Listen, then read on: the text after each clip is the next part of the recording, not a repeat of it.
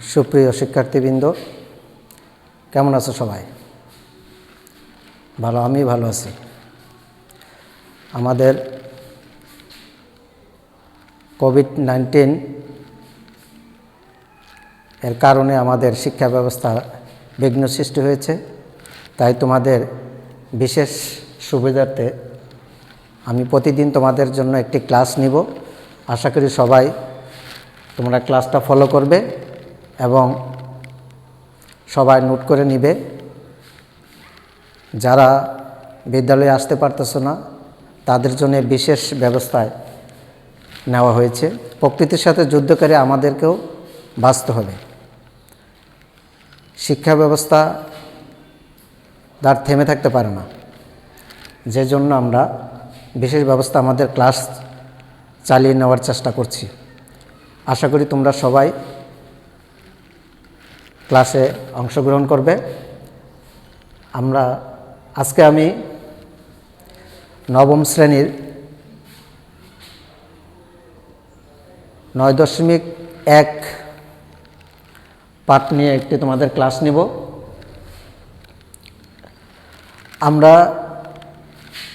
এবং তোমরা ক্লাস 1 থেকে পাটিগণিত, বীজগণিত, জ্যামিতি এই ক্লাসগুলোর সাথে কিছু না কিছু সবাই ভালোভাবে আমরা পরিচিত। তোমাদের নবম শ্রেণীর জন্য একটি বিশেষ নতুন একটা বিষয় এই 9.1 অধ্যায়টা। এই অধ্যায়টার মধ্যে বিশেষ ক্লাসটা হচ্ছে, এই অধ্যায় হচ্ছে ত্রিকোণমিতি। যে নামটা ইতিমধ্যে তোমরা আগে আর শোনোনি, তাই আমরা আজকে ত্রিকোণমিতি একটা নতুন বিষয় নিয়ে তোমাদের সাথেও আলোচনা করব। তোমরা সবাই মনোযোগ সহকারে দেখো।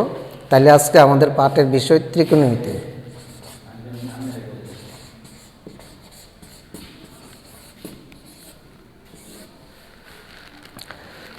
ত্রিকোণমিতি বিষয়টার সাথে একজন গণিতবিদ পিথাগোরাস ওতপ্রোতভাবে জড়িত।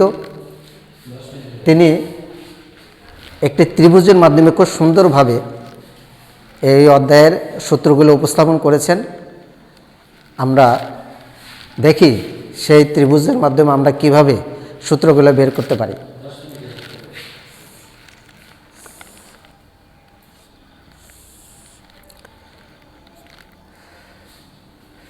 আমি বোর্ডে তোমাদেরকে একটি ত্রিভুজ এঁকে দেখালাম। এই ত্রিভুজটার নাম হচ্ছে ত্রিকোণী। এই ত্রিভুজের 3টা বাহু।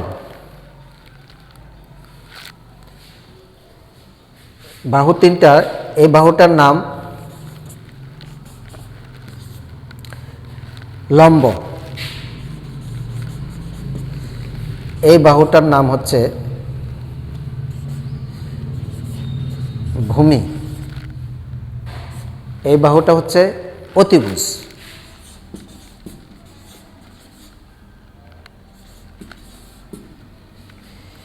এই 3টি বাহুর পিথাগোরাস, যার কথা আমরা জানলাম, তিনি এই ত্রিকোণমিতি, এই ত্রিভুজটা নিয়ে একটি চমৎকার সূত্র উপস্থাপন করেছেন। ওনার সূত্রটা হচ্ছে এরকম: অতিভুজ স্কয়ার ইকুয়াল টু লম্ব স্কয়ার প্লাস ভূমি স্কয়ার। অতিভুজটা কোনটা তোমরা দেখতে পাচ্ছ। তাইলে AC square equal to AB square plus BC square. এটা হচ্ছে পিথাগোরাসের সূত্র। এই সূত্রের মধ্যে, এই সূত্রটা আমরা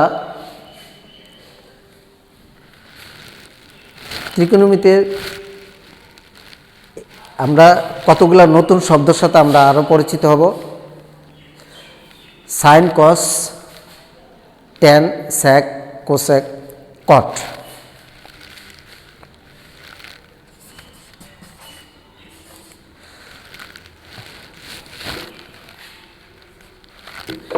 সাইন থিটা, এই চিহ্নটা এটাকে বলা হয় থিটা। কথাটা হচ্ছে থিটা, কিন্তু আমরা উচ্চারণ করি থিটা। তোমরা থিটা বলবে না, এটা উচ্চারণটা হচ্ছে থিটা। তো সাইন থিটা কি বললাম, cos theta, tan theta, cot theta,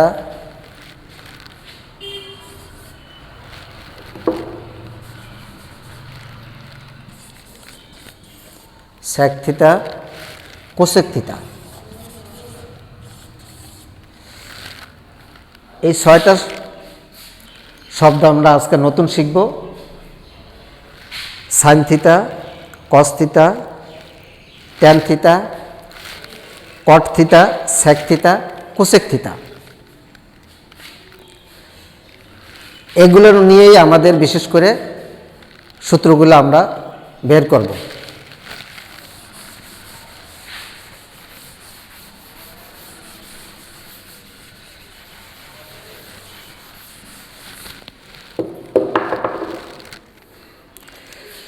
সূত্রগুলো বের করার আগে আমি একটা সুন্দর ফর্মুলা তোমাদেরকে বলছি।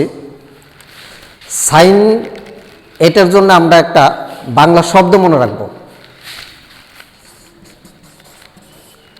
সাইনের জন্য আমরা মনে রাখব অলস।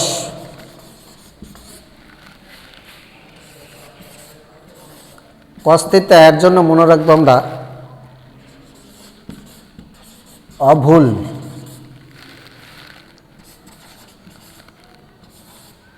ট্যানের জন্য আমরা মনে রাখবো ভুলট।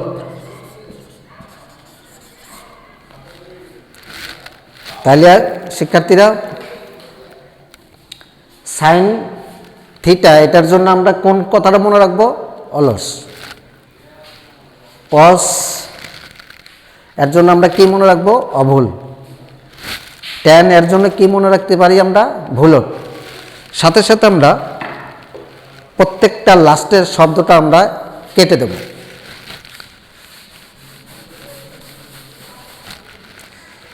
আমি কিন্তু ডান দিকের অক্ষরগুলো কেটে দিয়েছি। তাইলে আমাদের রইল কি, অল, সাইনের জন্য অল, কসের জন্য অভু, ট্যানের জন্য রইল ভুল।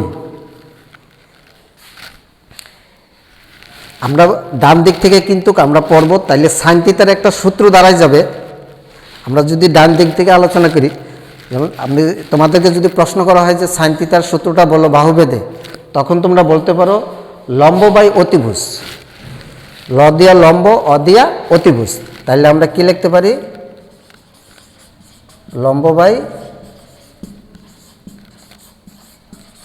অতিভুজ।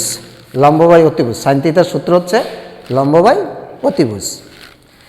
কস থিটার সূত্র কি তাইলে বলো, আমরা কি পাচ্ছি, ডান দিক থেকে যদি আমরা বলতে যাই, ভূমি বাই অতিভুজ।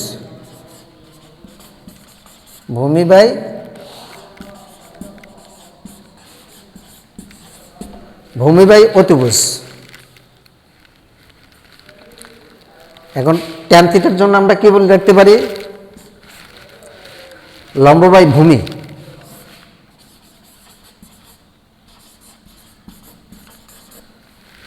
লম্ব বাই ভূমি।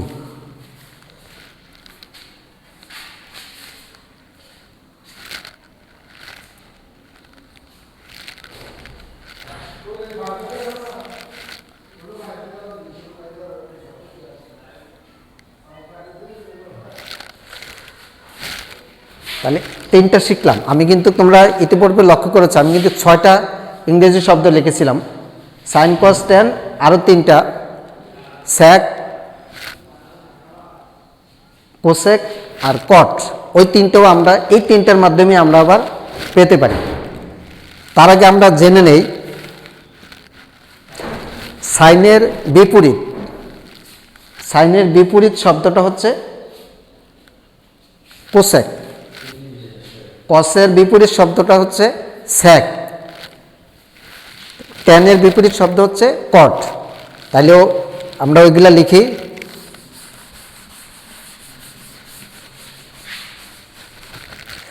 সাইনের বিপরীত কি বলছিলাম? কোসেক। Cosec theta. কসের বিপরীত আমরা কি লিখছিলাম? সেক। ট্যানের বিপরীত হবে কট।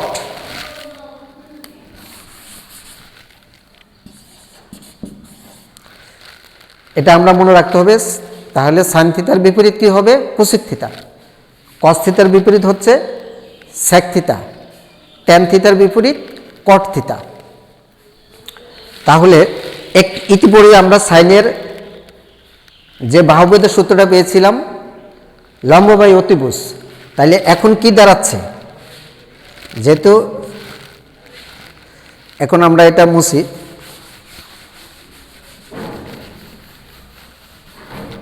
তাহলে কোসেক থিতা কি হবে?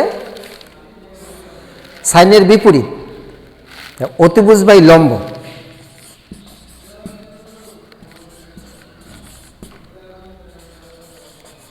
লম্ব। তাহলে সেকেন্ডটা কি হবে? অতিভুজ বাই ভূমি।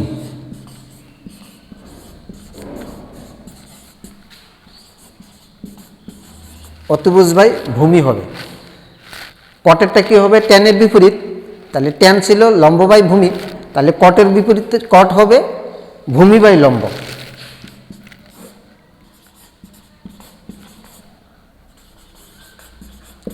ভূমি বাই লম্ব। তাহলে আমরা সুন্দর করে এই 6টার বাহুভেদে আমরা সূত্রগুলো পেয়ে গেলাম। আশা করি তোমরা সুন্দরভাবে বুঝতে পেরেছ। তারপরও আমরা তোমাদের সুবিধার্থে আমি আরেকবার বলি, সাইন থিতার বিপরীত কি? কোসেক থিতা। কস থিতার বিপরীত সেক থিতা। ট্যান থিতার বিপরীত কট থিতা। তাহলে বাহুভেদের সাইন থিতা আমরা কি বলছিলাম? এখান থেকে কি পাই? বাহুভেদের সাইন থিতা হচ্ছে লম্ব বাই অতিভুজ। কস থিতা হচ্ছে